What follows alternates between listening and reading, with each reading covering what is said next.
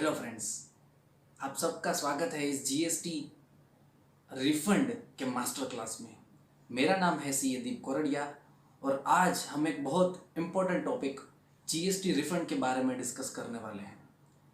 तो चलिए शुरू करते हैं।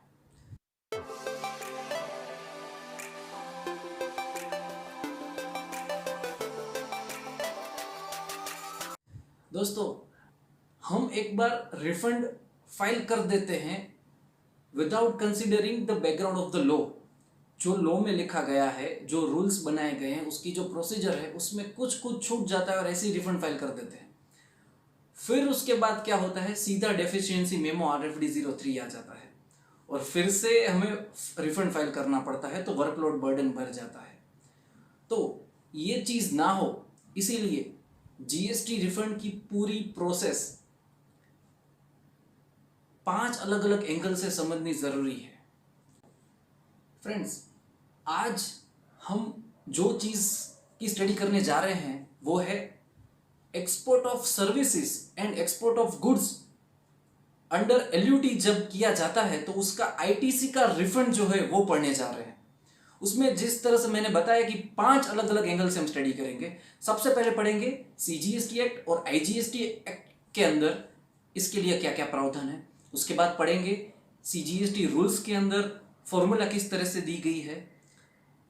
थर्ड स्टेज में हम पढ़ेंगे कि RFD 01 से लेके RFD 011 तक पूरी सीक्वेंस किस तरह से है और उसका फ्लो किस तरह से है।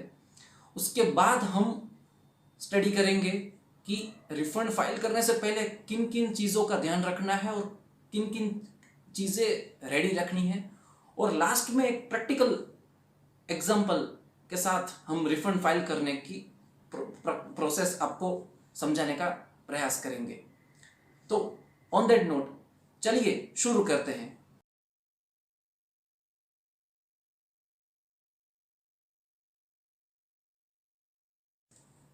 दोस्तों, सबसे पहला stage section 54 of CGST act. Section 54 CGST के तहत रिफंड के एक ब्रॉड व्यू हमें देता है। उसमें से सबसे पहली चीज हम डिस्कस करके रिलेवेंट डेट। सेक्शन 54 में रिलेवेंट डेट दी गई है, जिसके तहत उस रिलेवेंट डेट से 2 साल तक आप रिफंड की एप्लीकेशन फाइल कर सकते हो।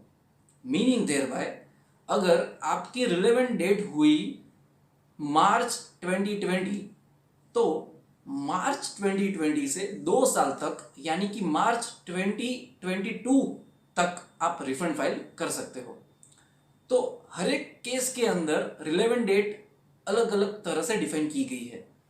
आज हम डिस्कस करने वाले हैं export of goods and export of services. तो सबसे पहले हम रिलेवेंट डेट डिस्कस करेंगे एक्सपोर्ट ऑफ गुड्स की। एक्सपोर्ट ऑफ गुड्स के लिए अगर हमने गुड्स बाय वे ऑफ सी और बाय वे ऑफ एयर हमने गुड्स एक्सपोर्ट किए हैं, तो जिस दिन हमारे गुड्स इंडिया की बॉर्डर क्रॉस करते हैं उस दिन हमारे रिलेवेंट डेट होती है और उस दिन से 2 साल तक हम रिफंड फाइल कर सकते हैं। सेकेंड केस है बाय वे ऑफ रोड। अगर हम नेपाल, भूटान, इन सारे कंट्रीज में by way of road export करते हैं तो जिस दिन हमारा transport vehicle Indian frontier cross करता है वो दिन हमारे रिलेवेंट डेट कहलाई जाएगी और उस दिन से 2 साल तक हम रिफंड फाइल कर सकते हैं। अगर हम एक्सपोर्ट करते हैं बाय वे ऑफ पोस्ट तो जिस दिन हमारा गुड्स, हमारा पैकेज पोस्ट डिपार्टमेंट के तहत बाहर भेजा जाता है उस दिन से 2 साल तक हम हमारा रिफंड फाइल कर सकते हैं। तो दोस्तों, ये हुई relevant date for export of goods के लिए। एक्सपोर्ट ऑफ सर्विसेज के लिए रिलेवेंट डेट जानने के लिए ये 3 चीजें जानना जरूरी है। किस दिन इनवॉइस आपका रेज हुआ, किस दिन आपकी सर्विस कंप्लीट हुई और तीसरा किस दिन आपको पेमेंट मिला। मान लीजिए कि आपकी सर्विस ऑलरेडी कंप्लीट हो चुकी है तो जिस दिन पेमेंट आता है वो आपके रिलेवेंट डेट कहलाई जाएगी। सेकेंडली, मान लीजिए आपने इनवॉइस रेज किया है उसका पेमेंट ऑलरेडी एडवांस में आ चुका है, तो जिस दिन इनवॉइस रेज किया है वो आपकी रिलेवेंट डेट कहलाई जाएगी। रिलेवेंट डेट जानने के बाद सेक्शन 54 में किन किन चीज़ों के लिए रिफंड दिया जाएगा वो 54(3) में बताया गया है। चलिए देखते हैं उसके अंदर क्या कहा गया है। सेक्शन 54(3) में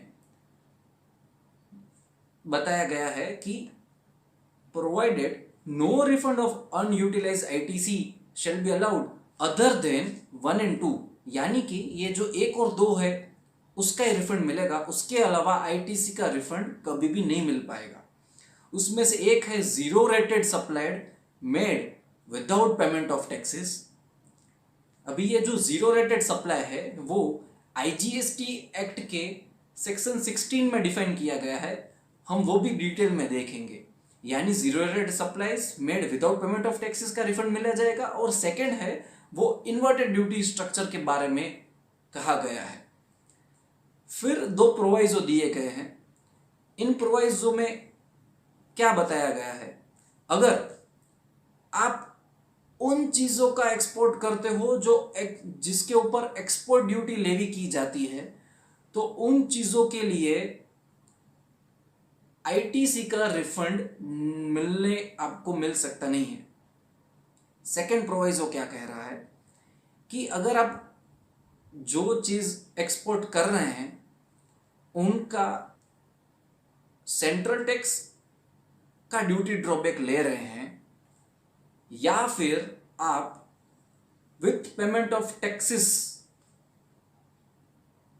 के तहत रिफंड क्लेम कर रहे हैं, तो आईटीसी का रिफंड नहीं मिलेगा। अभी यहाँ पे 2 चीज बताई गई है, हम दोनों डिस्कस करेंगे। पहला क्या बताया गया है कि अगर आप सेंट्रल टैक्स का ड्रॉबैक क्लेम कर रहे हो, दोस्तों जब जीएसटी आया 1 जुलाई 2017 में, उस दिन से 3 महीने तक यानी 30 सितंबर 2017 तक ड्यूटी ड्रॉबैक में 2 रेट दिए गए थे, शेड्यूल ए और शेड्यूल बी। शेड्यूल ए के अंदर लोअर रेट का ड्रॉबैक मिलता था, जिसके अंदर ये सेंट्रल टैक्स का ड्रॉबैक इंक्लूड नहीं होता था, और शेड्यूल बी के अंदर हायर रेट जिसे बोला जाता था उसमें सारी लेवीज का ड्रॉबैक मिला जाता था। लेकिन 1 अक्टूबर 2017 से ये हायर रेट वाला कॉलम है वो निकल गया है, यानी 1 अक्टूबर 2017 के बाद आप सेंट्रल टैक्स की लेवीज का ड्यूटी ड्रॉबैक क्लेम ही नहीं कर सकते। यानी ये जो कंडीशन है वो एज ऑफ नाउ इररिलेवेंट हो गई है। अभी ये सेकंड जो प्रोवाइजो है उसके अंदर एक और कंडीशन है कि अगर आपने इंटीग्रेटेड टैक्स पेड का रिफंड क्लेम किया है तो आप आईटीसी का रिफंड क्लेम नहीं कर सकते। यानी जो 2 मेथड दी गई है, with payment of taxes, without payment of taxes. अगर आप विथ पेमेंट ऑफ टैक्सेस में रिफंड क्लेम करते हैं तो आईटीसी रिफंड वाला ऑप्शन आपके लिए बंद कर दिया गया है। फ्रेंड्स, ये 2 चीज देखने के बाद सेक्शन 54 में पूरी प्रोसेस ब्रॉड तरीके से दिखाई गई है, जो रूल्स में और ज़्यादा बेटर तरीके से डिटेल में बताई गई है। तो हम जब रूल्स पढ़ेंगे उसके साथ वो कवर कर लेंगे। उसके अलावा 1-2 छोटी छोटी चीज़ें हैं जो सेक्शन 54 में बताई गई है। वन ऑफ देम इज आपका रिफंड अगर पर हेड, पर सीजीएसटी, पर एसजीएसटी एंड आईजीएसटी 1000 रुपीज से कम है तो आप रिफंड फाइल नहीं कर सकते।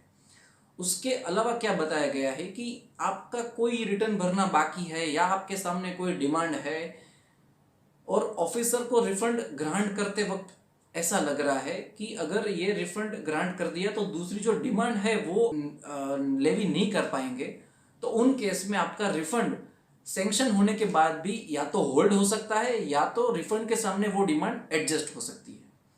तो ये तो हुई सेक्शन 54 की बात। अभी हमने सेक्शन 54 के अंदर एक वर्ड कहा था, जीरो रेटेड सप्लाईज। ये zero rated supply section 16 of IGST act के अंदर डिफाइन किया गया है। दोस्तों ये पूरी सीक्वेंस देखिएगा। सेक्शन 54 ऑफ सीजीएसटी एक्ट क्या कह रहा है कि जीरो रेटेड सप्लाई का रिफंड मिलेगा। अभी ये जीरो रेटेड सप्लाई है क्या, इसके लिए हमें आईजीएसटी एक्ट के सेक्शन 16 में जाना पड़ेगा। Friends, section 16 of IGST act में 3 सबसेक्शन है। चलिए देखते हैं उसमें क्या कहना चाह रहे हैं। उसमें सबसेक्शन 1 में जीरो रेटेड सप्लाई डिफाइन किया गया है। जीरो रेटेड सप्लाई में 2 चीज इंक्लूड होती है, एक्सपोर्ट ऑफ गुड्स और एक्सपोर्ट ऑफ सर्विसेज। दूसरा, सप्लाई ऑफ गुड्स और services to SEZ and SEZ developer.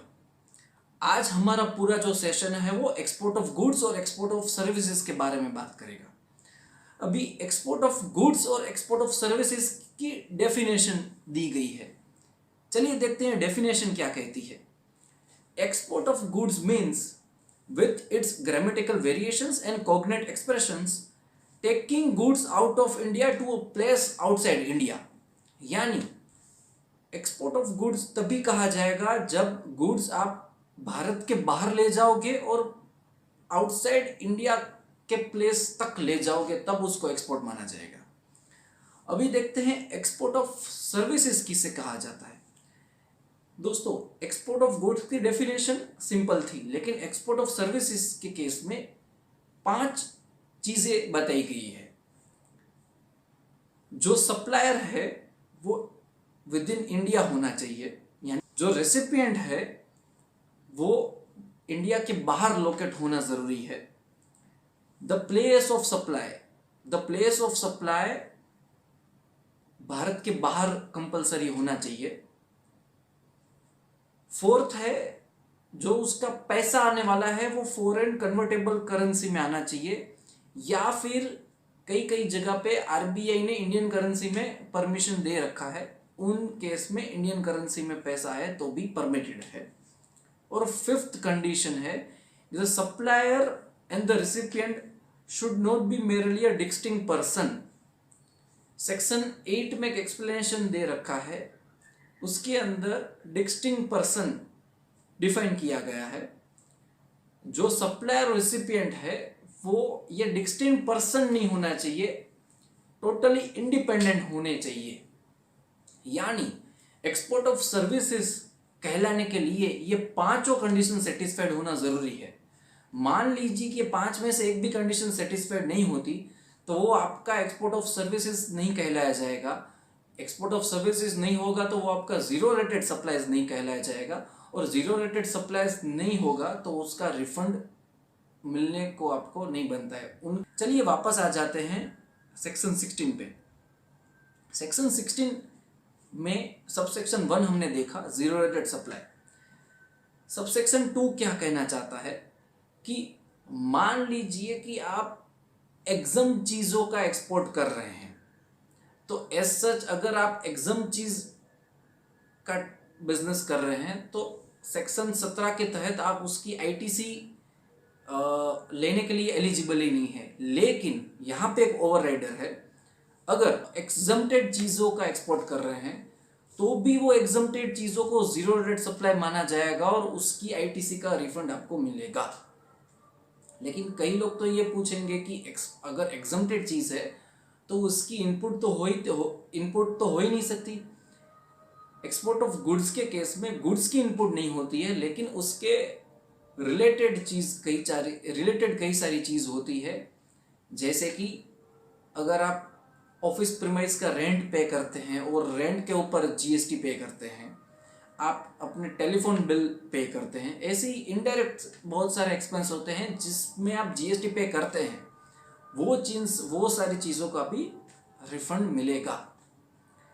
Third subsection है, उसके अंदर 2 मेथड दी गई है कि अगर आपका जीरो रेटेड सप्लाई है तो आप 2 मेथड से रिफंड क्लेम कर सकते हैं, वो आपको चूज करना है। पहली मेथड है कि आपको एक्सपोर्ट पे टैक्स पे नहीं करना है और जो एक्सपोर्ट के लिए आपकी आईटीसी है उनका रिफंड मिलेगा। यानी first method is under letter of undertaking और बॉन्ड वेर इन आईटीसी का रिफंड मिलेगा। और सेकंड मेथड है कि आप जो एक्सपोर्ट कर रहे हैं उसके ऊपर जो टैक्स लेवी है वो रेट से आप पहले टैक्स पे कीजिए और फिर वही टैक्स का रिफंड ले लीजिए। तो जब आप वो टैक्स पे करेंगे तब आप अपनी आईटीज को उसके सामने यूटिलाइज करेंगे और बाकी कैश में पे करेंगे और उसके बाद पूरा रिफंड आपको मिल जाएगा। आज हम जो डिस्कस करने वाले हैं उसमें से पहली मेथड डिस्कस करने वाले हैं विदाउट पेमेंट ऑफ टैक्सेस। तो दोस्तों ये तो बात हुई section 16 of IGST act along with definition and section 54 of CGST act. ये हमने हमारा पहला स्टेज कंप्लीट किया। अभी हम देखेंगे सीजीएसटी रूल्स में फॉर्मूला किस तरह से दी गई है।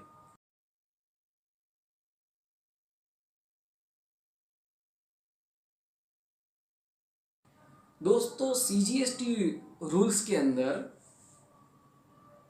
रूल 89 ब्रैकेट 4 के अंदर एक्सपोर्ट ऑफ गुड्स और services without payment of taxes के लिए एक फॉर्मूला दी गई है। वो फॉर्मूला के अंदर आपका जो रिफंड बैठता है उतना ही रिफंड आप क्लेम कर पाओगे। कई लोग आर्ग्यूमेंट करते हैं कि नहीं, वो फॉर्मूला में जिस तरह से रिफंड बनता है उससे तो ज़्यादा मेरा इनपुट एक्सपोर्ट के लिए है या उससे तो कम है। तो ये कुछ आर्ग्यूमेंट लॉ के अंदर वैलिड नहीं है। फॉर्मूला के अंदर जितना रिफंड बैठा वो ही रिफंड आपको मिलने को बनता है, उससे ज़्यादा आपको नहीं मिल सकता। दोस्तों कई बार ऐसा होता है कि हम परचेज जो करते हैं वो 2-3 महीने तक परचेज होती है और फिर 4th या 5th मंथ में एक्सपोर्ट होता है।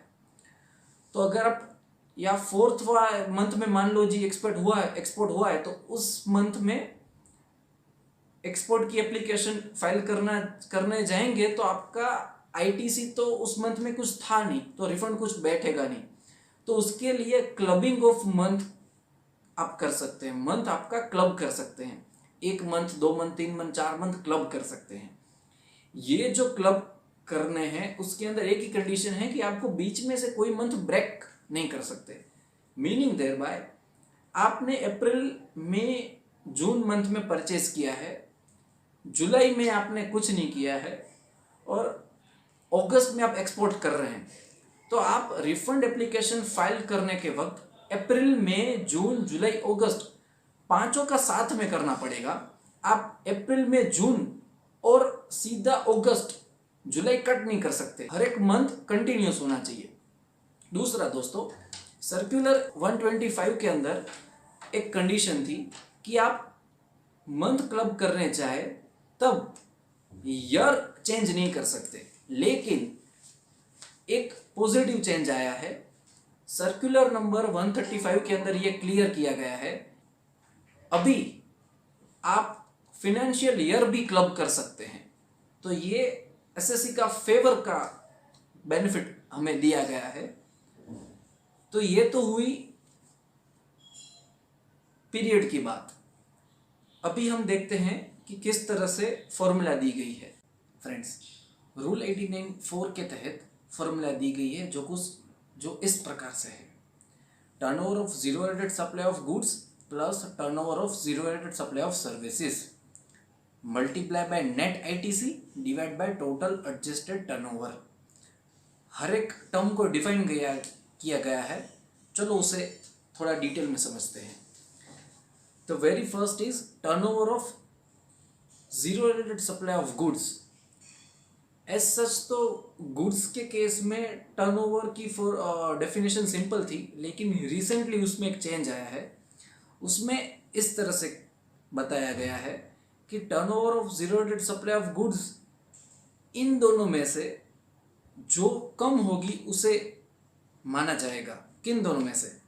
जो एक्चुअल कंसिडरेशन है वो, और दूसरा उन्हीं चीज़ों को अगर आप लोकल मार्केट में बेचते हो उसका 1.5 गुना। इन दोनों में से जो कम होगा उसको turnover of zero valued supply of goods माना जाएगा। Secondly, turnover of zero valued supply of services. Friends, value of zero valued supply services में इस तरह से कैलकुलेट हमें करना है कि हमारा जो रिलेवेंट पीरियड है उस टाइम में जो हमने एक्चुअल में पैसे रिसीव किए हैं उसको जोड़ना है। उसके अलावा ऐसा सप्लाई है जिसका पेमेंट रिलेवेंट पीरियड से पहले एडवांस में आ चुका था लेकिन सर्विस कंप्लीट आज हुई है, वो जोड़ना है। और ऐसा सप्लाई है जिसका एडवांस पेमेंट हमारा रिलेवेंट पीरियड में आया है लेकिन सर्विस कंप्लीट अभी तक नहीं हुई है, उसको डिडक्ट करना है। चलिए एक एग्जांपल के तहत इसको हम डिटेल में समझते हैं। मान लीजिए हमारा रिलेवेंट पीरियड है अप्रैल 2020। हमने अप्रैल 2020 में actual payment received in bank हमारा जो है वो 100 रुपीज है। ड्यूरिंग दिस पीरियड, ड्यूरिंग अप्रैल 2020 हमने सर्विस सप्लाई की है जिसके लिए पेमेंट हमको ऑलरेडी मार्च में मिल गया था, वो है 20 रुपीज। मीनिंग देयर बाय हमारी सर्विस कंप्लीट हुई है अप्रैल 2020 में लेकिन पेमेंट एडवांस में ऑलरेडी मार्च में आ गया था, तो उसको हमें 100 के अंदर प्लस करना पड़ेगा। अभी हमें जो टोटल पेमेंट रिसीव्ड हुआ है उसमें से 30 रुपीज ऐसे हैं जो जिसके लिए हमारी सर्विस कंप्लीट अभी तक नहीं हुई है। अप्रैल 2020 के अंदर उसकी सर्विस कंप्लीट ही नहीं हुई और वो एडवांस पेमेंट मिला है, वो हमें डिडक्ट करना है। तो हमारा turnover of zero rated supply of services for the month of April 2020 हो जाता है 90 रुपीज। तो ये तो हुई बात turnover of zero rated supply of services. अभी एक और टर्म है net ITC. Net ITC means input tax credit availed on inputs and input services during the relevant period। हमारे एग्जांपल में हमारा रिलेवेंट पीरियड है अप्रैल 2020। तो अप्रैल 2020 के अंदर हमने जो इनपुट और इनपुट सर्विसेज की आईटीसी ले रखी है उसको नेट आईटीसी में गिना जाएगा, यानी कैपिटल गुड्स की आईटीसी को नेट आईटीसी में इंक्लूड नहीं किया जाएगा और कैपिटल गुड्स की आईटीसी का रिफंड कभी भी नहीं मिलेगा। Other than ITC availed for which refund has been claimed under sub rule 4A and 4B। Friends अभी हम जो पढ़ रहे हैं वो है रूल 18(4). 18(4) के अलावा दूसरे दो रूल है 18(4A एंड 4B। ये 4A और 4B के अंदर हम डीम्ड एक्सपोर्ट करते हैं या फिर हम 10 पैसा वाला परचेस करते हैं, 10 पैसा में हमने परचेस किया है, या फिर 78 2017 या 79 2017 of custom act advance authorization वगैरह वगैरह वाला हमने कुछ परचेस किया है, तो उसका रिफंड रूल 89(4A और 4B में बताया गया है। तो वहाँ जिस आईटीसी का रिफंड हम क्लेम कर रहे हैं वो यहाँ नेट आईटीसी में से उसको डिडक्ट कर देना है। तो ये तो हो गई नेट आईटीसी की बात। इसके अलावा है total adjusted turnover. Adjusted total turnover में हमें कुछ इस तरह से कैलकुलेशन करने हैं। पहले तो एडजस्टेड टोटल टर्नओवर में एग्रीगेट टर्नओवर की जो डेफिनेशन में टर्नओवर बताया गया है वो पूरा ऐड कर देना है विथ रिलेशन टू गुड्स, यानी गुड्स का सारा टर्नओवर ऐड कर देना है। फिर सर्विसेज का टर्नओवर, सर्विसेज के zero rated supply of services में हमने जो एग्जांपल में पढ़ा उस तरह से जो कैलकुलेट होता है वो ऐड करना है। ये पूरा ऐड हो जाने के बाद इसमें से एग्जम्प्टेड सप्लाई का टर्नओवर डिडक्ट कर देना है और रूल 89(4A और 4B के तहत जो हम रिफंड क्लेम कर रहे हैं उसका टर्नओवर भी डिडक्ट कर देना है। तो ये हो गई एडजस्टेड टोटल टर्नओवर की बात। तो फ्रेंड्स हमने ये फॉर्मूला भी पढ़ ली। अभी थर्ड स्टेज में हम देखेंगे कि रूल्स के अंदर पूरा जो प्रोसेस फ्लो दिया गया है RFD 01 से लेके RFD 011 तक, उसका हम डिटेल में स्टडी करेंगे।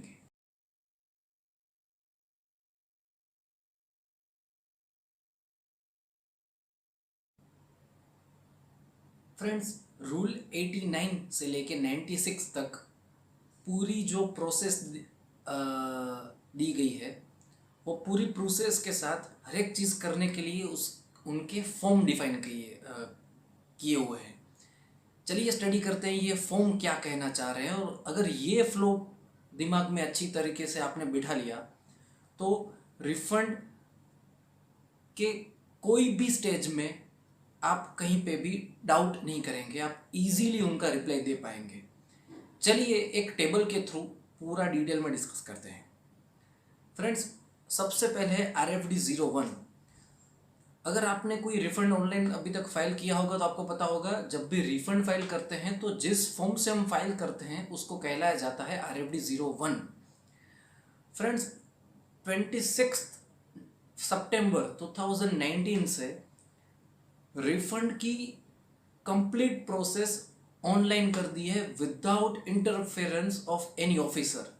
यानी आपको डिपार्टमेंट जाना नहीं है कुछ भी डॉक्यूमेंट देने के लिए या फिर कुछ एक्सप्लेनेशन देने के लिए, और ऑफिसर भी आपसे जो भी कम्युनिकेशन करेगा वो ऑनलाइन ही करेगा। यानी इसके अंदर आपको RFD01 भरना है।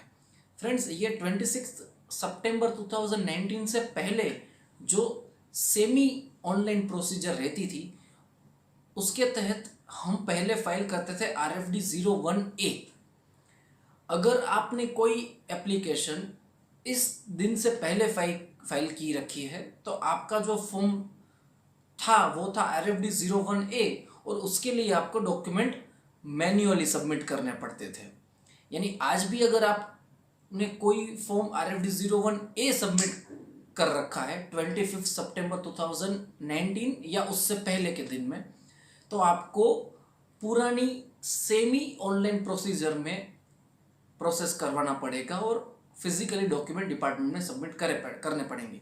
लेकिन 26 सितंबर 2019 के बाद आप कोई भी एप्लीकेशन फाइल करते हो तो उसको RFD01 फॉर्म कहलाया जाएगा, और उसके तहत आपको सारे डॉक्यूमेंट्स ऑनलाइन ही अपलोड करने हैं, सारी चीज़ें ऑनलाइन ही देनी है। आपको GST, CGST या SGST की कोई भी ऑफिस विजिट नहीं करना है, और आगे भी कुछ कम्युनिकेशन करना है तो पूरा कंप्लीटली ऑनलाइन ही करना है। कहीं पे भी फिजिकल जाने की या physical document print out submit करने की आवश्यकता नहीं है। तो ये RFD01 है, ये एप्लीकेशन फॉर रिफंड है। ये हम डिटेल में फाइल करना at the end of this session देखेंगे। आप जिस दिन RFD01A फाइल करते हो वो रिलेवेंट डेट से विद इन 2 ईयर होना चाहिए, जैसे हमने इस सेशन की शुरुआत में देखा।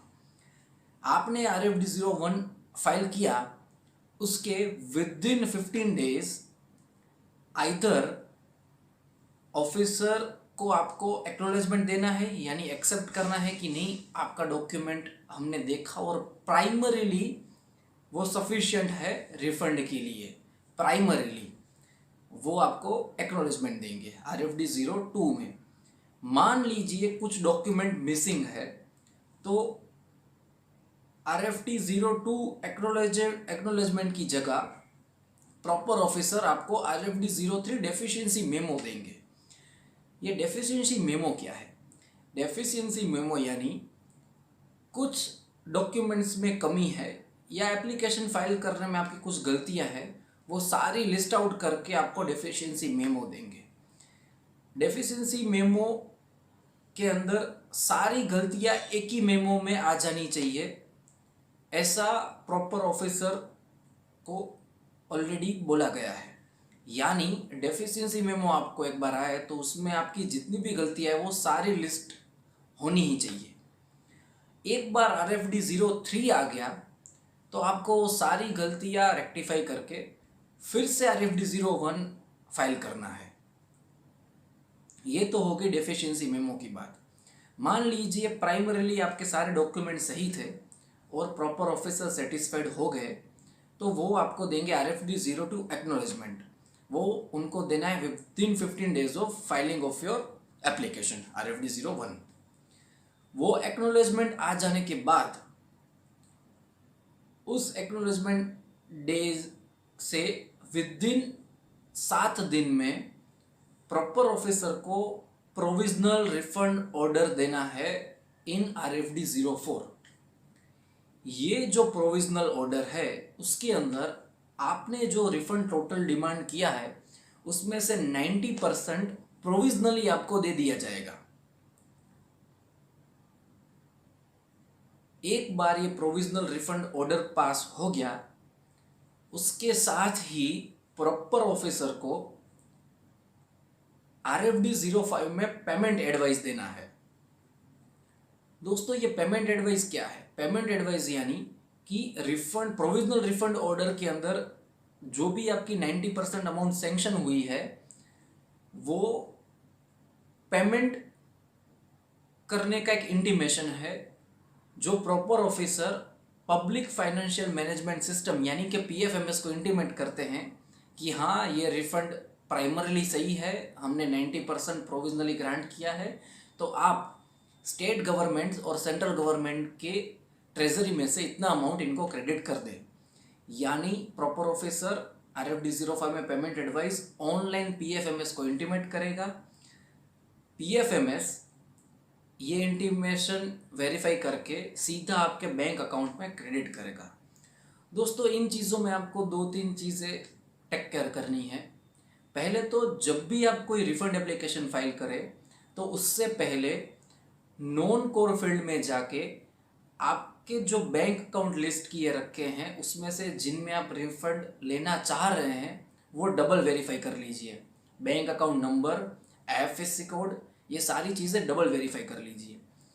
RFD 01 फाइल करते वक्त अकाउंट सिलेक्ट कीजिए।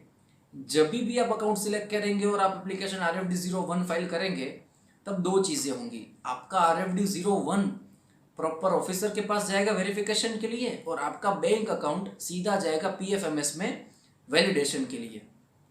ये PFMS क्या है? PFMS यानी पब्लिक फाइनेंशियल मैनेजमेंट सिस्टम। ये public financial management system government ने कोई भी पेमेंट डिसबर्समेंट करने के लिए बनाया हुआ है। यानी आपका अकाउंट वहाँ वेरिफिकेशन के लिए जाएगा, PFMS का पोर्टल है, वो रिस्पेक्टिव आपने जिस बैंक में रिफंड चाहा है उस बैंक से डेटा आपका वेरीफाई करेगा, यानी account number, IFSC code, branch वगैरह वगैरह। अगर वो वैलिडेटेड हो गया तो रिस्पॉन्स आ जाएगा कि bank account has been validated properly. अगर नहीं आया तो आपको फिर से नॉन कोर फील्ड में जाके बैंक अकाउंट मॉडिफाई करके प्रॉपर अकाउंट नंबर डाल के फिर से वहाँ पे सिलेक्ट करने का ऑप्शन आएगा। यानी ये गलती ना हो, रिफंड आपका डिले ना हो, उसके लिए ये चीज़ बहुत इंपॉर्टेंट है कि आप अपना bank account non core field amendment में जाके डबल चेक कर लीजिए। सेकेंडली, दूसरा, रिसेंटली थोड़े टाइम पहले चेंज आ गया है। पहले क्या होता था कि आपका जुरिडिक्शन होता था सेंटर में, सेंटर वालों ने सेंटर का पेमेंट दे दिया, लेकिन स्टेट के लिए आपको स्टेट ऑफिस में जाना पड़ता था। अभी उन लोगों ने कंसोलिडेटेड पेमेंट एडवाइस देना शुरू कर दिया है, रूल्स भी अमेंड हो चुके हैं, तो अभी आपको दूसरी ऑफिस में जाने की ज़रूरत नहीं है। आपका जुरिडिक्शन सेंट्रल में है तो सेंट्रल वाला प्रॉपर ऑफिसर ही स्टेट और सेंटर दोनों की पेमेंट एडवाइस इश्यू कर देगा और सीधा PFMS में से ऑटोमेटिकली रिस्पेक्टिव स्टेट और सेंटर की ट्रेजरी में से अमाउंट निकल के आपके बैंक अकाउंट में आ जाएगी। तो ये था पेमेंट एडवाइस। अभी आपका 90% तो रिफंड प्रोविजनली सैंक्शन हो गया। अभी with in 60 days of your RFD 01 file करने के 60 दिन के अंदर प्रॉपर ऑफिसर डिटेल में आपकी एप्लीकेशन चेक करेगा। अगर वो सेटिस्फाई हो गया तो बाकी का 10% final refund sanction order RFD 06 के साथ सैंक्शन करेगा और RFD 06 के साथ अगेन फिर से वो 10% के लिए दूसरी पेमेंट एडवाइस मिलेगी RFD 05 में। उसमें से वही पेमेंट एडवाइस कंसोलिडेट होगी और वही सेम प्रोसीजर दूसरी बार 10 पैसा PFMS के माध्यम थ्रू आपके बैंक अकाउंट में आ जाएगा। मान लीजिए कि डिटेल में एप्लीकेशन चेक करते वक्त कुछ पैसा ऐसा निकला जो रिफंडेबल नहीं था, वो 10% के गैप के अंदर ही था तो वो उतना रिफंड रिड्यूस कर देगा प्रॉपर ऑफिसर, और अगर उससे ज़्यादा हुआ तो वो RFD 08 में नोटिस देंगे आपको। वो जब भी नोटिस आए उसके विदिन 15 डेज RFD 09 में रिप्लाई फाइल करना है। RFD 09 का फॉर्मेट रूल्स में दिया गया है, वो मैंने भी यहाँ पे उनका वर्ड का सॉफ्ट कॉपी डिस्क्रिप्शन में लिंक दे रखा है, उसमें से आपको मिल जाएगा। तो वो आपको उसी फॉर्मेट में सोकोस नोटिस का रिप्लाई ऑनलाइन ही फाइल करना है और विदिन 15 डेज फाइल करना है। अगर वो प्रॉपर ऑफिसर एग्री हो गए तो RFD 06 में रिफंड सैंक्शन ऑर्डर पास करेंगे, अदरवाइज रिजेक्शन ऑर्डर पास करेंगे, और उसके साथ अगर कुछ एक्सेस रिफंड ऑलरेडी ग्रांट हो चुका है तो डिमांड इश्यू करेंगे। तो ये तो हो गई RFD 09 रिप्लाई टू सोकोस नोटिस की बात। अभी है RFD 07।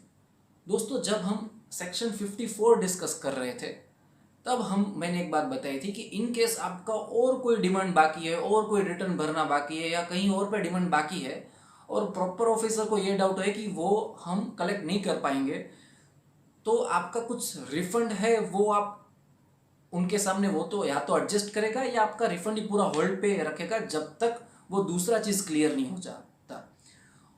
वो कोई भी ऑर्डर पास करने के लिए वो प्रॉपर ऑफिसर जो है वो RFD 07 फॉर्म का यूज करेंगे। तो दोस्तों ये तो हो गई RFD 01 से लेके RFD 09 तक की बात।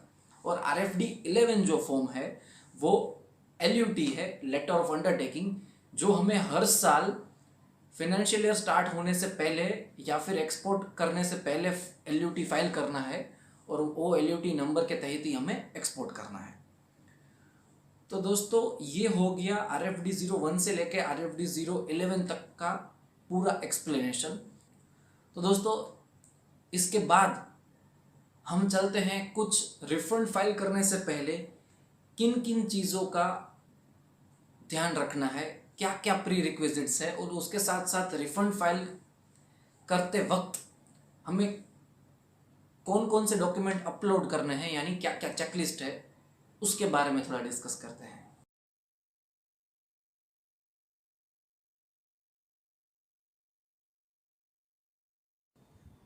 फ्रेंड्स, लॉ और रूल्स जानने के बाद कुछ ऐसी प्री रिक्विजिट चीज़ें हैं जो रिफंड फाइल करने से पहले चेक करनी ज़रूरी है। उसमें से the very first thing is, जब भी आप विदाउट पेमेंट ऑफ टैक्सेस वाला एक्सपोर्ट करते हैं तो उससे पहले LUT यानी कि लेटर ऑफ अंडरटेकिंग फर्निश करना कंपलसरी है। 125 2019 सर्कुलर में एक रिलैक्सेशन दिया गया है कि मान लीजिए आपने विदाउट पेमेंट ऑफ टैक्सेस वाला एक्सपोर्ट कर दिया लेकिन LUT फर्निश करना भूल गए और लेट फाइल कर रहे हो, तो उतना कॉन्डोनेशन प्रॉपर ऑफिसर आपको दे सकता है। सेकेंड चीज ये है कि रिसेंटली एक हार्श चीज डाली गई है, सर्कुलर 135 2020 के अंदर अभी ये बोला गया है कि रिफंड आप जब भी फाइल करते हो तब उन्हीं ITC का रिफंड मिल पाएगा जो ITC आपके GSTR 2A में दिखाई गई है। यानी रूल 36(4) से भी ये आगे जाता है, वहां 10% का एक मार्जिन दिया गया है, लेकिन रिफंड के केस में अब तक सिचुएशन कुछ इस तरह से थी कि अगर GSTR 2A में दिखाई दे रहा है तो आपको GSTR 2A फर्निश करना है, और अगर कोई कोई बिल्स है जो 2A में रिफ्लेक्ट नहीं हो रहे तो वो बिल की सेल्फ सर्टिफाइड कॉपी अपलोड करनी रहती थी। लेकिन नाउ ऑनवर्ड्स अगर आपका बिल GSTR 2A में शो हो रहा है तो ही उस चीज का रिफंड आपको मिलेगा, अदरवाइज रिफंड नहीं मिल सकता आपको। थर्ड थिंग इज, जिस दिन आप रिफंड की एप्लीकेशन फाइल कर रहे हो उस दिन तक सारे GSTR 3B और GSTR 1 फाइल होने जरूरी है। ये सर्कुलर नंबर 125 2019 में कहा गया है। मान लीजिए आप अप्रैल 2020 का रिफंड फाइल कर रहे हैं। रिफंड जिस डेट को फाइल कर रहे हैं वो डेट है 30 जून 2020। तो 30 जून 2020 को जिन जिन रिटर्न्स की ड्यू डेट हो चुकी है वो सारे रिटर्न्स आपको फर्निश करने कंपलसरी है बिफोर फाइलिंग द एप्लीकेशन। यानी आपको मई मंथ की डेट 20 जून है in normal course of business, तो मई मंथ के रिटर्न्स फर्निश हो जाने चाहिए, भले ही आप एप्लीकेशन अप्रैल मंथ के लिए फाइल कर रहे हो। फोर्थ थिंग इज, जब भी आप रिफंड एप्लीकेशन फाइल करने बैठो उससे पहले आपने जिन जिन शिपिंग बिल के लिए रिफंड फाइल कर रहे हो, जिस रिलेवेंट पीरियड के अंदर जो जो शिपिंग बिल है वो सारे शिपिंग बिल के ईजीएम आपको चेक करने हैं। ईजीएम जनरेट हो जाना कंपलसरी है। ईजीएम चीज क्या है? ईजीएम का फुल फॉर्म है एक्सपोर्ट जनरल मैनिफेस्ट। जब भी आप अपना गुड्स कस्टम पोर्ट के अंदर इनवर्ट करवाते हो उससे पहले शिपिंग बिल जनरेट होता है, और जब भी आपका गुड्स शिपिंग लाइन के अंदर लोड होता है उसके बाद इंडियन बॉर्डर क्रॉस होता है तो शिपिंग लाइन वो ईजीएम फाइल करती है और उससे कस्टम डिपार्टमेंट को पता चलता है कि नहीं एक्चुअल में ये गुड्स इंडिया की बॉर्डर क्रॉस कर चुका है। यानी जब भी हमने एक्सपोर्ट ऑफ गुड्स की डेफिनेशन देखा था उसके अंदर बताया गया था कि इंडियन बॉर्डर क्रॉस होना जरूरी है तभी वो एक्सपोर्ट कहलाएगा। तो जब भी हम रिफंड फाइल करेंगे तो एक स्टेटमेंट 3 फाइल करेंगे, उसके अंदर भी ईजीएम डेट और ईजीएम नंबर डालना जरूरी है। तो ये ईजीएम कैसे चेक करें दोस्तों? उसके लिए हमें सबसे पहले www.icegate.gov.in वेबसाइट विजिट करनी होगी। ये आइसगेट का जो पोर्टल है कस्टम का एक इंटरफेस है जिसके अंदर आईसीएस इंक्वायरी टैब के अंदर आपको शिपिंग बिल इंक्वायरी टैब मिलेगा, जहां पे port code, shipping bill number, shipping bill date और कैप्चा, ये 4 चीजें एंटर करने के बाद आप वो शिपिंग बिल का स्टेटस क्या है, यानी ईजीएम सबमिट हो गया है, जनरेट हो गया और सबमिट हो गया है कि नहीं हुआ है, वो आपको पता चल पाएगा। तो ईजीएम आपको चेक करना जरूरी है बिफोर फाइलिंग रिफंड एप्लीकेशन। दोस्तों कई बार क्या होता है कि भारत में बहुत सारे पोर्ट है, बहुत सारे पोर्ट ऑलरेडी ऑनलाइन आ चुके हैं, यानी ईडीआई से इंटीग्रेट हो चुके हैं। ये सारे ईडीआई से इंटीग्रेटेड हुए पोर्ट की सारी डिटेल्स आपको आइसगेट पे मिल जाएगी। लेकिन आज भी कई सारे पोर्ट्स ऐसे हैं जिसका इंटीग्रेशन आइसगेट से नहीं हुआ है और वो सारे पोर्ट्स नॉन ईडीआई पोर्ट्स कहलाते हैं। ये सारे नॉन ईडीआई पोर्ट्स के अंदर आपका शिपिंग बिल कंप्यूटर जनरेटेड नहीं होता है, मैन्युअल रहता है। दोस्तों ये दोनों चीज डिफरेंशिएट इसीलिए करनी है कि जब भी अगर आपका ईडीआई पोर्ट वाला शिपिंग बिल रहेगा तो उन केस में ईजीएम जनरेट होगा, और जब भी आपका नॉन ईडीआई पोर्ट वाला केस रहेगा उसमें सिर्फ एंडोर्समेंट रहेगा, उसका ईजीएम ऑनलाइन नहीं मिल पाएगा आपको। दोस्तों इसके बाद एक चीज जो कई जगह पे कंट्रोवर्शियल रही है, एक्सपोर्ट ऑफ गुड्स के केस में वैल्यूएशन क्या लेना है। दोस्तों वो समझने से पहले वैल्यूएशन रूल्स के अंदर export of goods as well as export of services के लिए एक्सचेंज रेट क्या लेना है पहले वो देखते हैं। दोस्तों रूल 34 ऑफ सीजीएसटी रूल्स में एक्सचेंज रेट फॉर गुड्स बताया गया है कि कस्टम एक्ट के सेक्शन 14 के अंतर्गत जो एक्सचेंज रेट दिया गया है वो एक्सचेंज रेट लेना है। दोस्तों कस्टम एक्ट के अंडर हर 10, 12, 15 दिन के इंटरवल में नया एक्सचेंज रेट कस्टम की वेबसाइट पे प्रोड्यूस होते हैं। आप CBSIC की वेबसाइट पे भी एक्सचेंज रेट देख पाओगे, वो आपको GST के अंदर भी यही रेट लेना है। सर्विसेज के लिए ये रेट नहीं लेना है। सर्विसेज के एक्सपोर्ट के लिए जनरली एक्सेप्टेड अकाउंटिंग प्रिंसिपल के हिसाब से जिस दिन आपका टाइम ऑफ सप्लाई हिट होता है उस दिन का रेट लेना है। दोस्तों ये तो हो गई एक्सचेंज रेट की बात। अभी हम बात करते हैं वैल्यूएशन की बात। जब भी कोई एक्सपोर्टर एक्सपोर्ट इनवॉइस रेस करता है तो जनरली वो फॉरेन करेंसी में रेस करता है। मान लीजिए हमारे केस में इनवॉइस रेस हुआ है USD में। एक एग्जांपल के साथ हम ये प्रॉब्लम डिस्कस करेंगे। मान लीजिए as per invoice value of goods है $80, value of insurance and freight है $20, यानी टोटल इनवॉइस बन गया $100 का। जब भी हम शिपिंग बिल फाइल करेंगे तो ऑफ कोर्स ये सेम डॉलर्स ही उसके अंदर रहेंगे, तो वहां पे भी $100 हो गया। दोस्तों जैसे कि हमने आइस गेट पे EGM देखना सीखा, उसी तरह से वही जगह पे उस इनवॉइस का वैल्यू भी पता चलता है। लेकिन आइस गेट में एक दिक्कत है, आइस गेट वाले सिर्फ गुड्स की वैल्यू का ही रिपोर्टिंग करते हैं। इंश्योरेंस या फ्रेट आपने अलग से दिखाया होगा शिपिंग बिल में, वो वहां पे नहीं आता है समहाउ। तो वहां आइस गेट पे वैल्यू दिखाई देगा आपको इक्विवेलेंट टू $80। अभी मान लीजिए आपका डेट ऑफ इनवॉइस था 1 अप्रैल 2020 और शिपिंग बिल आपने फाइल किया था 3 अप्रैल 2020। अगर आप कस्टम की वेबसाइट पे देखोगे तो 2 अप्रैल 2020 को $US का रेट चेंज हुआ था, तो उसके पहले था 74.05 और शिपिंग बिल के दिन था 74.65। यानी हमारा पहला प्रॉब्लम, अगर आपने इनवॉइस एज पर लॉ बनाया होगा तो आपका इनवॉइस का वैल्यू आएगा 7405।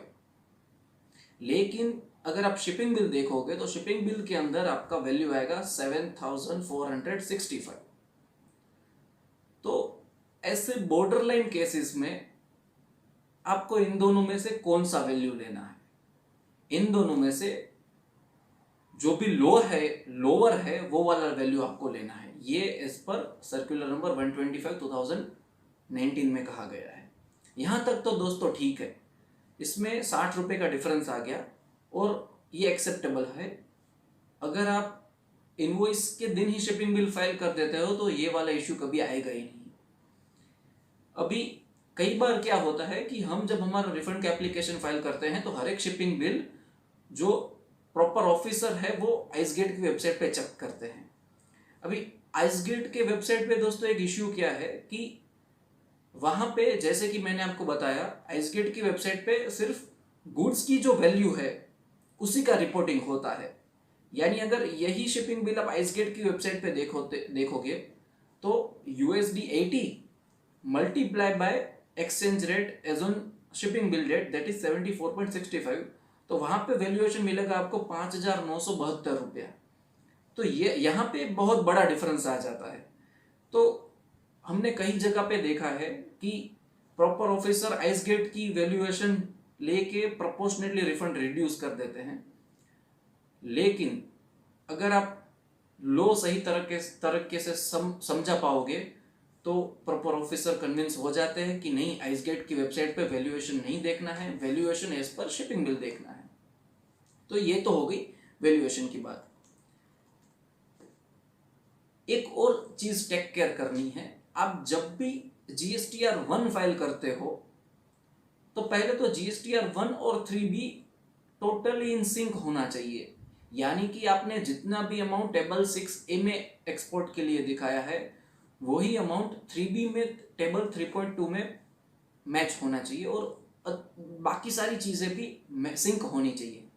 सेकेंडली, जब भी आप GSTR 1 फाइल करते हो तो एक्सपोर्ट के केस में एडिशनल 3 चीज़ें डालनी रहती है, पोर्ट कोड, शिपिंग बिल और शिपिंग बिल नंबर और शिपिंग बिल डेट। तो इन 3 चीज़ों में कई बार ऐसा होता है दोस्तों कि रिटर्न फाइल करने के वक्त या तो आपके पास शिपिंग बिल नहीं है, या तो शिपिंग बिल सबमिट ही नहीं, जनरेट ही नहीं हुआ है, आपका इनवॉइस सबमिट ही नहीं हुआ है बॉर्डर लाइन केसेस में। तो GSTR 1 तो आप वो इंफॉर्मेशन डाले बिना ही फाइल कर पाओगे, लेकिन अगर वो इंफॉर्मेशन नहीं डाली है तो रिफंड आपका फाइल नहीं हो पाएगा, क्योंकि हम जो स्टेटमेंट 3 अपलोड करते हैं वहां सारी चीजें डालनी रहती है और वो GSTR 1 के साथ पोर्टल मैच करता है। तो अभी क्या करना है, आप जिस भी पीरियड के लिए रिफंड फाइल करते हो वहां का GSTR 1 ओपन करके हर एक इनवॉइस चेक करना है कि shipping bill date, shipping bill number और पोर्ट कोड डाला है कि नहीं डाला है। वो डाला है तो सही डाला है कि गलत डाला है। वो सारी चीज चेक करने के बाद मान लीजिए कुछ चीज डालनी रहेगी है या फिर कुछ चीजें गलत डाली है, तो अभी जो नेक्स्ट GSTR 1 नेक्स्ट मंथ का जो ओपन हो गया होगा लेकिन ड्यू डेट नहीं आई होगी, उसके अंदर आपको टेबल 9A में अमेंडमेंट करके सारी चीजें डाल देनी है। GSTR 1 फिर वो डालने के बाद फाइल करने की जरूरत नहीं है, क्योंकि आपका मे बी डेटा रेडी ना हो या फिर वो मंथ ही कंप्लीट ना हुआ हो कि आप फाइल कर पाए, लेकिन वो सारी चीज डाल देनी जरूरी है तो ही आपका स्टेटमेंट 3 वैलिडेट हो पाएगा, अदरवाइज आपका इश्यू वहां पे खड़ा रहेगा। तो ये एक चीज टेक केयर करनी है दोस्तों। सर्कुलर 110/2019 में एक और चीज बताई गई है कि मान लीजिए बाय मिस्टेक आपने रिफंड निल फाइल कर दिया, तो आप एनी अदर कैटेगरी में उस मंथ का रिफंड फाइल कर सकते हैं, लेकिन उसमें 2 रिस्ट्रिक्शन डाल दिए हैं। पहले तो ये प्रॉब्लम किस तरह से हुआ दोस्तों, अगर आपने कभी रिफंड फाइल करने की ट्राई की होगी तो आपको पता होगा कि जब भी रिफंड फाइल करने जाते हैं और मंथ, ईयर और मंथ सिलेक्ट करते हैं तो एक पॉपअप बॉक्स आता है कि आपको निल फाइल करना है क्या। आपने बाय मिस्टेक वहां पे यस डाल दिया तो आपका रिफंड निल फाइल हो गया होगा। या फिर कई बार पहले होता है कि नहीं, इस मंथ में तो कुछ रिफंड नहीं फाइल करना बनता है, तो आपने बाय मिस्टेक निल फाइल कर दिया और बाद में पता चला कि इस मंथ का रिफंड तो था। तो सर्कुलर 110/2019 में बोला गया है कि अगर आप बाय मिस्टेक आपने निल फाइल कर दिया तो आप फाइल कर पाओगे एनी अदर कैटेगरी में।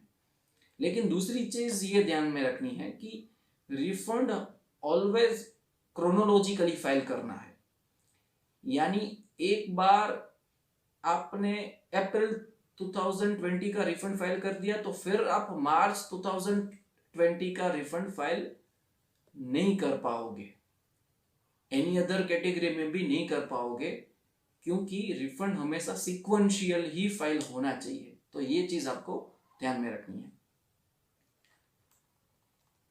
दोस्तों। ये तो हो गई कुछ सर्कुलर्स में जो बातें बताई गई थी उसके डिस्कशन। अभी हम रिफंड फाइल करते वक्त कौन कौन सी चीजें अपलोड करनी है, उनकी चेकलिस्ट क्या है, वो डिस्कस करते हैं। चेकलिस्ट जो अभी आपकी स्क्रीन में आ रही है वो सारी चीजें आपको पहले रेडी रखनी है, उसके साथ कैलकुलेशन रेडी रखनी है, ताकि आप जब भी रिफंड फाइल करने जाएं तो इजीली स्मूथली फर्स्ट टाइम में ही आपका रिफंड प्रोसेस खत्म हो पाए। दोस्तों ये जो स्क्रीन में आपकी सारी चीजें बताई गई है, इन सारी चीजों का सॉफ्ट कॉपी वर्ड या एक्सेल में डिस्क्रिप्शन में लिंक में दे रखा है। तो कुछ कोई भी फॉर्मेट चाहिए या कोई भी डिक्लेरेशन वगैरह का फॉर्मेट चाहिए तो आप इजीली यहाँ से डिस्क्रिप्शन में से ले सकते हैं। सबसे पहले है आपको बहुत सारे डिक्लेरेशन और अंडरटेकिंग एंड वेरिफिकेशन अपलोड करने हैं। डिक्लेरेशन यानी आपने अगर फॉल्सली ये रिफंड क्लेम कर दिया है तो आप डिक्लेरेशन दे रहे हैं कि मैं वापस कर दूंगा, अंडरटेकिंग दे रहे हैं कि मैंने कुछ गलत नहीं किया वगैरह वगैरह, बहुत सारे डिक्लेरेशन और अंडरटेकिंग दे रहे हैं। वो सारे डिक्लेरेशन की वर्ड फाइल डिस्क्रिप्शन में दे रखी है। दोस्तों एक दूसरी चीज जो रेडी रखनी है वो है statement 3।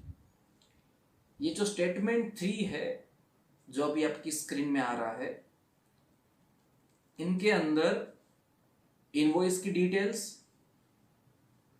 Invoice number, date and value डालना है। ये हर एक चीज पॉइंट टू पॉइंट GSTR 1 में आपने जो डाली गई है उसके साथ मैच होनी चाहिए, क्योंकि पोर्टल उसके साथ वैलिडेट करेगा। अगर वैलिडेट नहीं हुआ तो आप प्रोसेस नहीं कर पाओगे। तो इनवॉइस नंबर, इनवॉइस डेट और वैल्यू डालना है। उसके बाद आपका गुड्स का केस है या सर्विसेज का केस है, वो इनवॉइस किस चीज़ का है वो सिलेक्ट करना है। अगर आप गुड्स सिलेक्ट करोगे तो शिपिंग बिल और EGM एक्टिवेट हो जाएंगे, और अगर आप सर्विसेज टिक करोगे तो FIRC और BRC वाला टैब एक्टिवेट हो जाएगा। मान लीजिए आपका गुड्स का रिफंड है तो उसके अंदर आपको port code, shipping bill number और शिपिंग बिल डेट डालना है। जस्ट हमने ये डिस्कस किया कि ये port code, shipping bill number और शिपिंग बिल डेट GSTR 1 में डाला गया है, उसके साथ मैच होना चाहिए। उसके बाद डालना है आपको EGM नंबर और EGM डेट। हमने जस्ट डिस्कस किया कि EGM नंबर और EGM डेट कहां से मिल सकता है और कैसे वेरीफाई हो सकता है। अगर आपका केस सर्विस का है, एक्सपोर्ट ऑफ सर्विसेज का है, तो आपको पहले सिलेक्ट करना है कि वो बिल के सामने टोटल कितने BRC या FIRC जनरेट हुआ है। BRC और FIRC यानी कि बैंक रिकंसिलिएशन सर्टिफिकेट और फॉरेन इनवर्ड रेमिटेंस सर्टिफिकेट, जब भी आपका पेमेंट आता है तो बैंक ये दो में से एक सर्टिफिकेट आपको जनरेट करके देता है, तो वो उनकी डिटेल्स इसके अंदर डालनी है। एक बार ये स्टेटमेंट 3 की डिटेल्स आपने रेडी कर ली तो स्टेटमेंट 3 की डिटेल्स आपको एक्सेल स्कीमा और एक्सेल यूटिलिटी जिसे बोला जाता है वो आपको ऑनलाइन ही रिफंड फाइल करते वक्त मिलेगी। उसका लेटेस्ट वर्जन डाउनलोड करना है, पुरानी वाली यूज़ नहीं करनी है। और वो डाउनलोड करने के बाद उसके अंदर सारी डिटेल्स फीड करके जेसन फाइल जनरेट करनी है और फिर वो अपलोड करनी है। वो अपलोड होने के बाद GSTR 1 के साथ क्रॉस चेक करके वैलिडेट हो जाएगी। तो ये तो बात हुई दोस्तों स्टेटमेंट 3 की। अभी बात करते हैं स्टेटमेंट 3A की। दोस्तों स्टेटमेंट 3A है वो रिफंड फॉर्म RFD-01 का ही पार्ट है। हमने रूल्स पढ़ते वक्त पूरा फॉर्मूला डिटेल में पढ़ा है। ये जो फॉर्मूला पढ़ा है वो ही इसके अंदर इम्प्लीमेंट करना है। उसमें सबसे पहले है turnover of zero rated supply of goods and services, ये इन दोनों की डेफिनेशन हमने पढ़ी है। फिर है एडजस्टेड टोटल टर्नओवर, अगेन हमने डेफिनेशन डिटेल में पढ़ी है। फिर है नेट इनपुट टैक्स क्रेडिट। ये नेट इनपुट टैक्स क्रेडिट के अंदर आपने जो 3B में ITC फीड की है वो बाय डिफॉल्ट आ जाएगा, लेकिन इन केस आपने 3B में कैपिटल गुड्स के लिए कुछ ITC ले रखी है तो वो डिडक्ट कर देनी है मैन्युअली यहाँ से। ये डिटेल्स फीड करने के बाद आपका maximum refund as per formula calculate हो जाएगा। ये चीज़ रेडी रखनी है। फिर दोस्तों आप रिफंड जब भी फाइल करोगे तो 4 अटैचमेंट आपको अटैच करने को मिलेंगे, 5 MB ईच, यानी टोटल आपको 20 MB का PDF डॉक्यूमेंट अपलोड करने को मिलेगा। उनके अंदर ये चीज़ें अटैच करनी है। सबसे पहले जिस पीरियड के लिए आप रिफंड फाइल कर रहे हो उस पीरियड का GSTR 2A डाउनलोड करके अटैच करना है।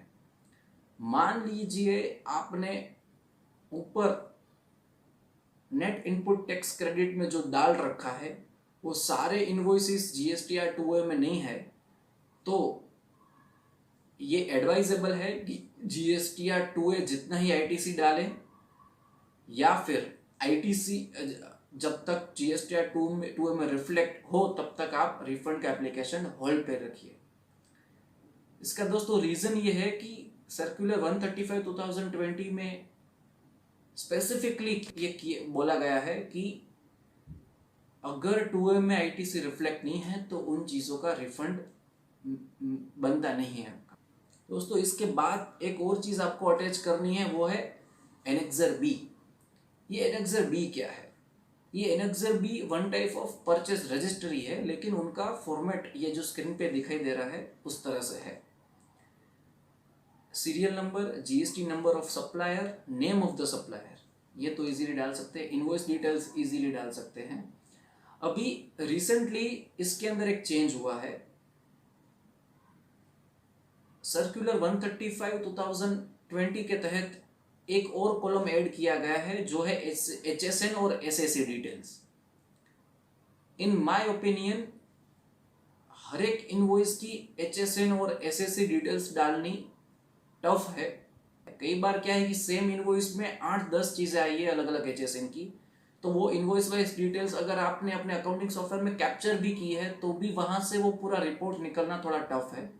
लेकिन फिर भी सर्कुलर में बोला गया है तो हमें ये डालना होगा जब तक ये थिंग क्लेरिफाई नहीं होता। तो एनेक्सर बी में उसके बाद CGST, SGST, IGST की डिटेल्स डालनी है, उसमें से कितना एलिजिबल है कि नहीं है वो डालना है, और टोटल एलिजिबल अमाउंट डालना है, उनका टोटल लगाना है। और टोटल जो है वो आपने स्टेटमेंट 3A में ITC का अमाउंट डाला है उसके साथ मैच होना चाहिए। इनडायरेक्टली स्टेटमेंट 3A में आपने जो ITC का अमाउंट डाला है, 2A का जो टोटल बन रहा है और एनेक्सर बी का टोटल है, वो तीनों एक दूसरे से सिंक होना चाहिए। दोस्तों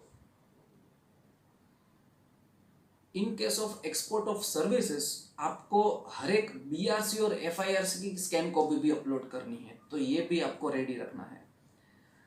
दोस्तों in case of export of goods, अगर आपके गुड्स नॉन EDI पोर्ट से एक्सपोर्ट हुए हैं तो सारे शिपिंग बिल अपलोड करने कंपलसरी है। अगर EDI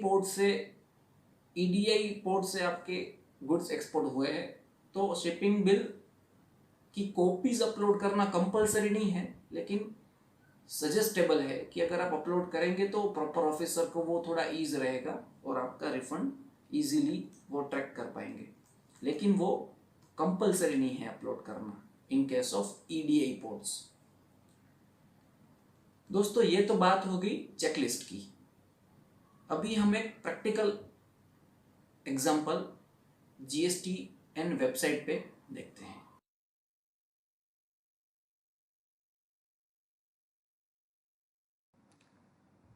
फ्रेंड्स प्रैक्टिकली देखते हैं कि ऑनलाइन रिफंड का एप्लीकेशन किस तरह से करना है।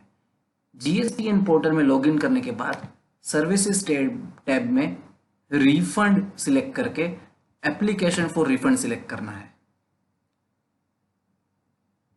हमारा केस है export of services and goods without payment of taxes, तो ये वाला ऑप्शन सिलेक्ट करने के बाद फिनेंशियल ईयर अप्रोप्रिएट सिलेक्ट करके मंथ सिलेक्ट करने के बाद रिफंड एप्लीकेशन क्रिएट करना है। जब भी ये डायलॉग बॉक्स आए do you have any refund claim तो यस डालना है। दोस्तों 2 या 3 महीने पहले यहाँ पे उल्टा क्वेश्चन आता था, do you want to file new application, तब हम नो सिलेक्ट करते थे, लेकिन अभी यस सिलेक्ट करना है। यस सिलेक्ट करने के बाद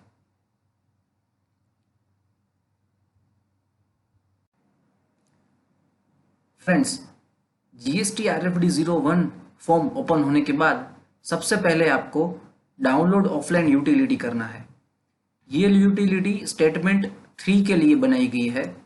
जैसे कि हमने पहले डिस्कस किया, ये स्टेटमेंट 3 डाउनलोड हो जाने के बाद invoice detail, shipping bill detail, EGM detail और BRC डिटेल सारी आपको फिल कर देनी है। फिल करने के बाद बेसिक डिटेल GST नंबर और मंथ फीड करने के बाद आपको क्रिएट जेसन पे क्लिक करना है।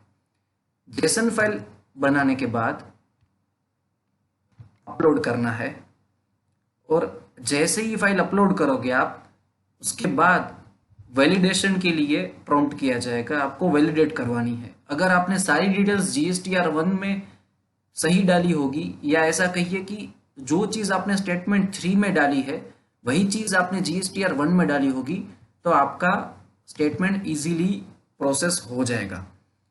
ये स्टेटमेंट प्रोसेस होने के बाद स्टेटमेंट 3A हमको भरना है। ये भी हमने डिटेल में डिस्कस ऑलरेडी कर लिया है चेकलिस्ट के टाइम पे।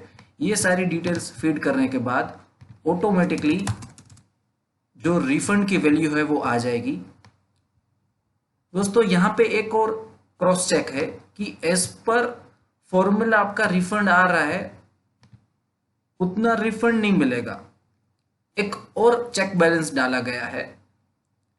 ये मैं जो नेक्स्ट 3 चीज बोलने जा रहा हूं उसमें से जो भी लीस्ट होगा यानी जो भी कम होगा उतना रिफंड मिलेगा। एक एज पर फॉर्मूला, ये जो फिगर आया वो। सेकंड, जिस मंथ का आप यानी जिस पीरियड का आप रिफंड फाइल कर रहे हो उस पीरियड में बैलेंस क्रेडिट कितनी थी वो। और तीसरा, आज के दिन बैलेंस क्रेडिट कितनी है आपके क्रेडिट लेजर में। इन 3 में से जो भी कम होगा उतना रिफंड मिलेगा। तो दोस्तों हमारे केस में रिफंड तो हो रहा है 13,63,000, लेकिन जिस दिन हमने रिफंड फाइल किया तब कुछ 8 लाख के आसपास क्रेडिट था और आज के दिन क्रेडिट 2 लाख ही है, तो हमें 2 लाख ही रिफंड मिल पाएगा। दोस्तों ये सीक्वेंस, मान लीजिए कि आपके पास सारे हेड में पैसे पड़े हैं तो सर्कुलर 125/2019 में ऐसा कहा गया है कि पहले आपको कंपलसरी पूरा रिफंड इंटीग्रेटेड टैक्स में से लेना है। उसके बाद कुछ बच जाता है तो वो सेंट्रल टैक्स और स्टेट टैक्स में इक्वली लेना है।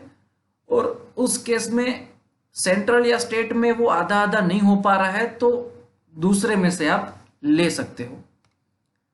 तो ये हो गया रिफंड कैलकुलेशन। उसके बाद आपको बैंक अकाउंट सिलेक्ट करना है यहाँ ड्रॉप डाउन में से।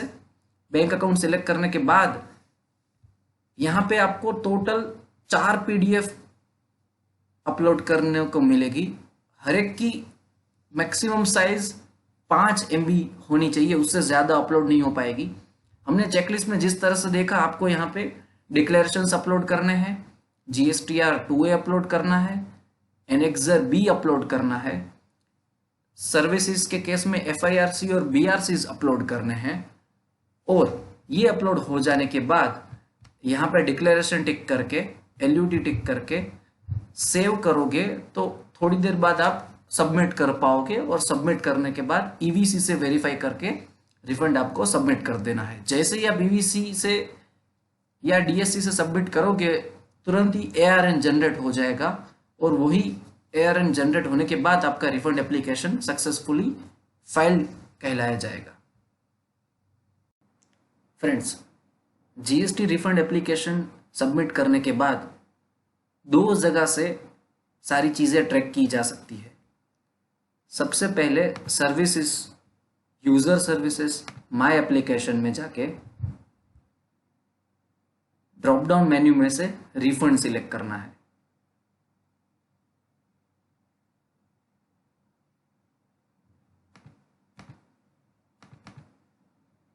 रिफंड सिलेक्ट करने के बाद जिस टाइम पे एप्लीकेशन फाइल की गई है वो पीरियड डालना है।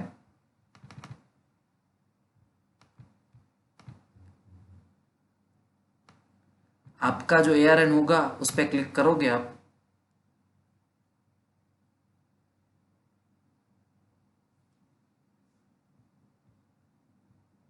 तो पूरा डिटेल, पूरा नोटिस यहाँ पे मिलेगा।